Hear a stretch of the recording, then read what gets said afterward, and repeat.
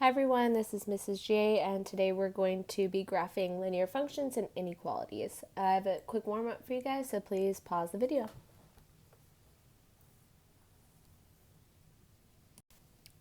Alright, go ahead and check your work here. Just remember to find an x-intercept, we set y equal to 0, and to find a y-intercept, we set x equal to 0. All right, so we're going to start by graphing linear functions. And there's different approaches to this, but we're going to start by using a table. Probably won't be our first option, but it's always a go-to if you get stuck. So here's our linear equation, x plus 3y minus 6 equals 0. So we're essentially going to pick different x values and plug them in and solve for y. When we're doing this, it might make it easier for us to first solve for y or isolate y.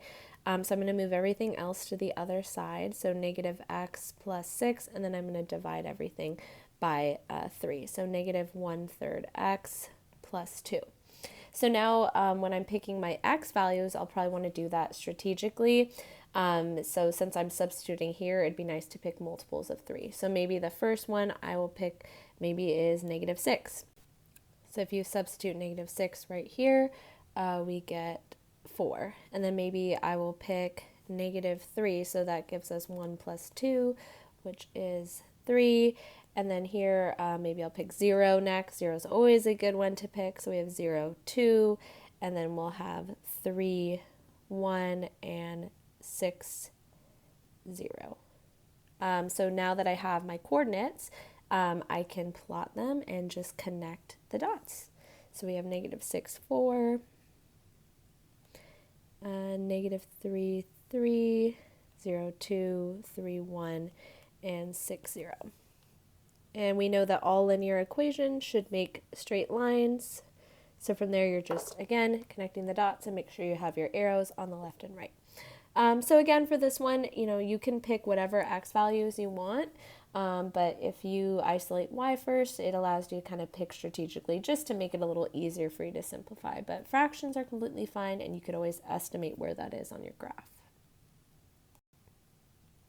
All right, so I have one for you to try now, so please pause the video and give it a shot.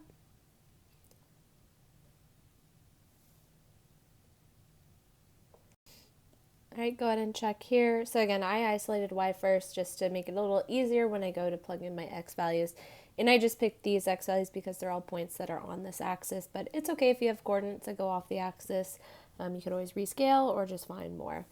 So again, this is graphing with a table of values.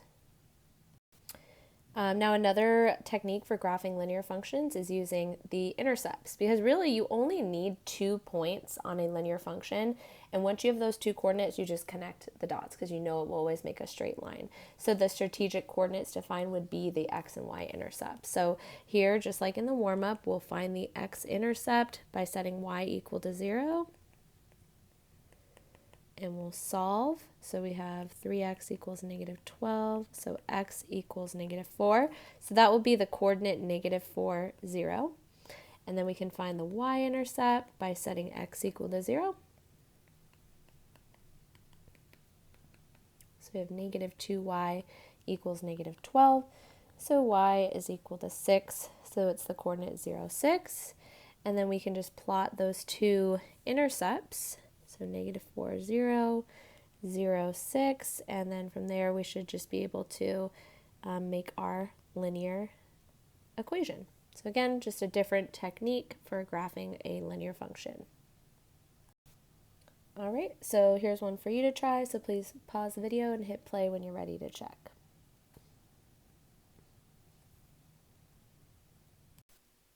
All right, go ahead and check your work here. Your x-intercept should be negative 8, 0, and your y-intercept should be at 0, 4. All right, so now we're going to talk about the most common way we graph linear functions, and that's using slope-intercept form. So hopefully this slope-intercept form looks really familiar. So slope-intercept form is when you put your linear equation in the form of y equals mx plus b. And when it's in this form, m, which is the coefficient of x, will always represent the slope, and that b value will represent the y-intercept. And I do want to remind you guys that slope is always rise over run. And if your slope is negative, that means you go down first and then to the right. So to do this process, you rewrite the equation first to make sure it's in that slope-intercept form, and then you can determine the y-intercept and plot that point on your axis. And then once you have the y-intercept plotted, you use the slope to start plotting additional points to the right and the left. And then you just connect your dots and you're good to go. So again, this is the most common way we will be graphing linear functions. All right, let's give one of these a try. So here we can see the first thing we need to do is just make sure our equation is in the right form. So I'm going to divide both sides by 2. And now I can see that our slope, which is the m value, is 3/2, and our y-intercept is -2. So we always start by plotting that y-intercept. So it'll be here at 0, -2. And then once I have my y-intercept plotted, I'm going to follow my slope, which is 3/2. This tells me to go up 3 and then right 2, and that leads me to my next coordinate. And then from that coordinate, I go up 3, right 2, up 3, right 2. And you can continue that pattern for as long as it fits on the graph. And then we can do the opposite, moving to the left. I'll go down 3, left 2.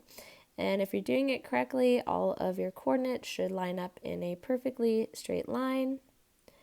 And you just connect the dots and draw your arrows. And there you have it. All right, go ahead and pause the video and give this one a try on your own.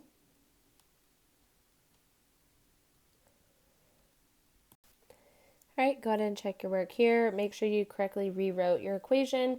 So you should have y equals -4/3 x plus 3. So your y-intercept is at 0, 3, and then you'll go down 4 to the right 3, down 4 to the right 3. And you'll see this time, since our slope is negative, we have a graph that is decreasing as I read from left to right. All right, so now we're going to talk about graphing linear inequalities. So a linear inequality will give you a graph that has shading either above or below your line, and depending on the type of inequality, you're either going to have a solid line or a dotted line, but these graphs will have shading.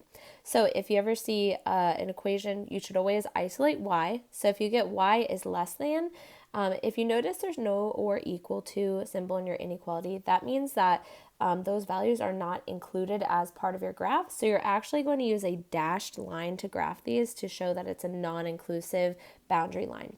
And if you have y is less than, that means that you're going to shade everything below the line because it's all of the y values that are less than that equation. If you see y is greater than, again, it is a non-inclusive boundary, which we'll always do with that dashed line, but since it's y is greater than, we're going to shade everything above our dashed line. When you see y is less than or equal to, because of the or equal to, it becomes an inclusive boundary line, so you will use a solid line. It's just like you're graphing a linear equation, but then because we have that less than, we'll shade everything below that. And if you see y is greater than or equal to, solid line shows the inclusion, and then we're going to shade above because it reads y is greater than.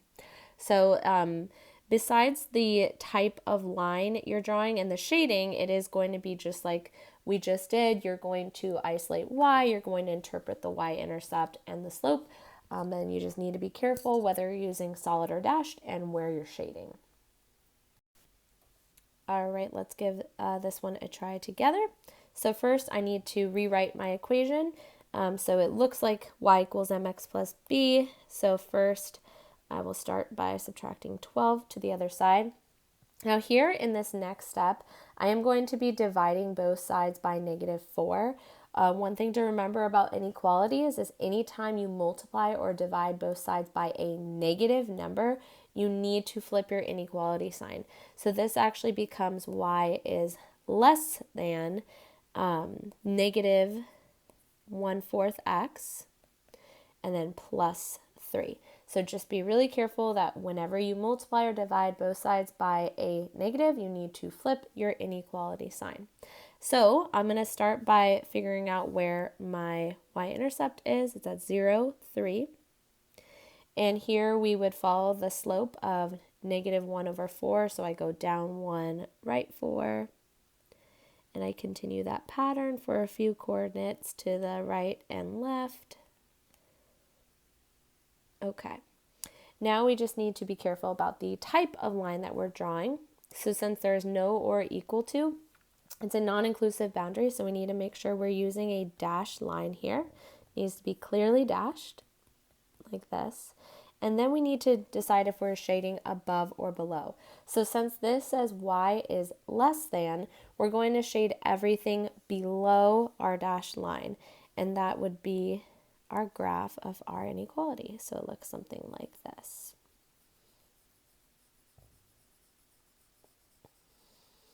And there you go.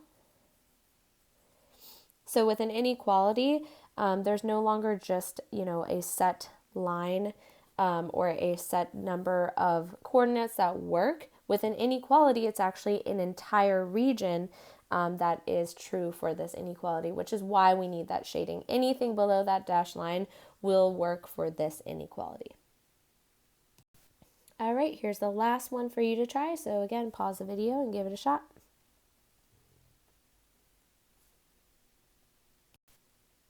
All right, go ahead and check your work. We should end up with y is greater than or equal to negative 2/3 x plus 3. So 2 things to check for. One, make sure you have a solid line for this one because the or equal to makes it inclusive.